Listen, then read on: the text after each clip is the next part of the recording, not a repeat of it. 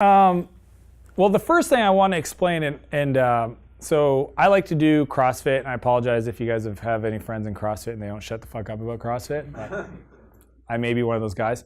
One of the things that I learned recently, I've only been doing it for a year and a bit, is that over a period of time, if you go above your lactic threshold, that once you're above that, you can't recover to make up be any efficient after the fact, okay? So if you look at a 12-minute workout, what a lot of people that don't know any better, they come out hot. If they're feeling strong, the first 2 minutes, they're going nutty, like just full on, and they surpass their lactic threshold, and they can't recover fast enough in the next period to actually make up the time. So they think, well, I'll go out hot, and then when I start feeling the pain, I'll slow down, but overall, I should be better than if I pace myself. And what you learn, and this is based on science, is that threshold is, if you go above it, you'll impact your time by 3x. You'll do 3 times less than if you actually pace yourself to get better cycle times, it's called. So many athletes in CrossFit, they actually learn how to intuitively understand their body and their breathing and their pain of their muscles,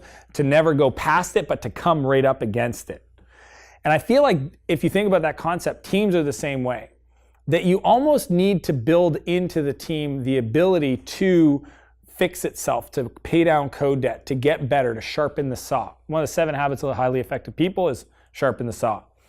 If you're pegging all the time, you think you're making progress because you can't split test it, right? If we could only split test it, and you could if you say, well, you know what? This team here, we're just going to give them an unlimited backlog and just going to go crazy. And this other team, we're going to build in a rhythm of, let's say, 80%. This is the way I think about 80% new stuff, 20% fix, right? So people always ask me, like, well, in the product process, when do we take care of bugs? It's every week. And how you want to do it's up to you. Sometimes I like to assign the person who introduced the bug to fix the bug, and maybe they'll fix other people's bugs, so then that way they get to know another area of the code. But it's kind of like a 20% time. And I think that is a good way to think about it, is that you think you don't have time to stop and slow down, but you really don't have time not to do that, because over time it'll get better. Then there's the argument of what system should I document, because I don't think you should document everything. So if you thought of kind of like an axis of frequency versus impacting the customer, I would argue that if it's a high frequency thing that you're going to do often and it touches the customer, they're going to experience it, then that's probably an opportunity for you to build some repeatable scalability around it, which would be a process, so that you can build consistency, because it's going to save you time and it's a lot of value to the customer. So that's where I would, if you say, well, I only have, let's say, you say, well, I don't have any time. I say, well, do you have 2 hours? So yeah, I got 2 hours a week. Okay, here, for these 2 hours, let's draw a grid, and you give me all the things you could do, and we're going to put them in the right quadrant. And the ones that are in the top right, high frequency, high value, is where you're going to spend your time. So that's the second area. The third is how you create procedures. So yes, if you sit there and say a procedure is a completed document of a checklist. If you ever read the Checklist Manifesto, highly recommend it. It's a completed list of a checklist that anybody that has no understanding of this system can come in and complete as accurately as you could the outcome. That's not what I'm talking about. My first version of any process is a checklist. Many times it's a recording of me doing the work.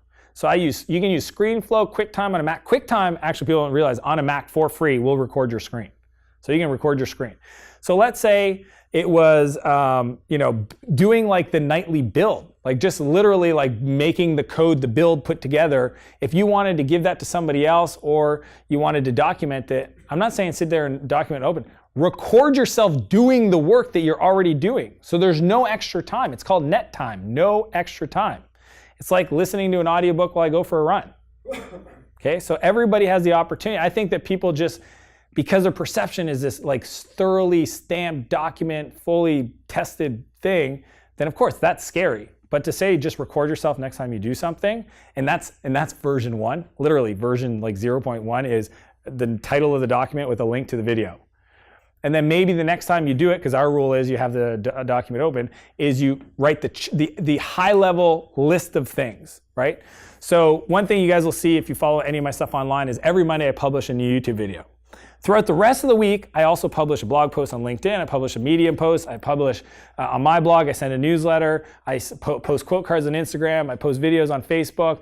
I do a shit ton of social media marketing. I don't do any of that. That is a system, okay? It took me 3 months to develop, and it allows me to create 12 months of content in a 6-day period. It's actually a work of art. I'm really proud of it. As a systems nerd, it's really a beautiful thing. But it started off with just outlining. Literally, the first one was brainstorm content ideas. The next one, create the outline for each idea. Third one, shoot videos. Fourth one, edit videos. Fifth one, write the email copy for the video. Like, it was just an outline of doing it. And then every time I touched it again, I added more fidelity, more content, more color, right? To the point that now, what's cool is I use a service called Leverage. Leverage is staff on demand. It's another big trend that I think is worth understanding as CTOs is the blended workforce. If you guys don't have a lot of contractors today, in the future, that's kind of the pattern that's going more and more. You'll have full-time and you'll have contractors, and that's just gonna be, so managing communication, collaboration is a really interesting challenge around that. But what Leverage is literally staff on demand. They have hundreds of people that are trained on different aspects, media, social content, copywriting, research, data entry, whatever you want. And for $40 an hour, and they bill by the second. So when they get a task, they start the clock, they do it, they stop the clock. So I get paid $40 an hour. But if you ever think to yourself, like, out of an hour, I'm really only productive for 35 minutes, right? The other 25 minutes I was ramping up. I was thinking about what I'm doing this weekend. I might have accidentally, you ever have browser blindness where your fingers literally go Alt, Tab, Control, New, Face, like enter? It's fucked up. Like literally, sometimes I'll be sitting there and my fingers will go bloop, bloop, face, enter. And I'm like, fuck you, brain. Like seriously. Look, I'll just side tangent on that.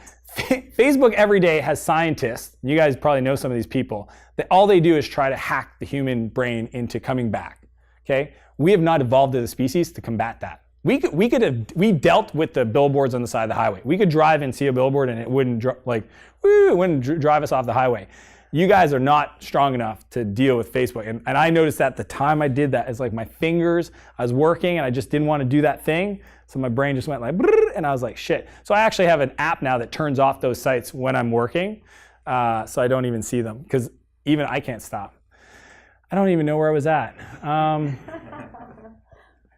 Lou, I don't remember. Was I talking about documenting systems? Oh, by the hours, staff on demand, huge idea. So anyways, now that I've created this process, what I've done is every one of those outcomes are actually sequentially serialized to be executed. So the posting to YouTube's done by a different person that's posting to LinkedIn. So it even gets done faster. It gets done in 35 minutes. You just take me 5 minutes. So that's the opportunity of documenting a process, is that over time, the big thing is automation, right? I think it's literally like process, eliminate. So even deciding not to do it. As a CTO, I wrote this in my notes that I wanted to share with you guys, is saying no early. Saying no early. Things that you know you'll never be able to do. It's kind of like in manufacturing, the sooner you could say no to a new shipment of product or more hires, the less it's going to impact the final thing. So the faster you can say no is actually a really huge leverage opportunity for leaders that is not talked about. But that's an example of, just deciding not to do something. So those are 3 ideas that I think can help you communicate why it is important to build a procedure. But using that frequency over value to the customer grid is an argument for, if I am going to do it, here's where I should spend it. And it doesn't have to be as complete a document.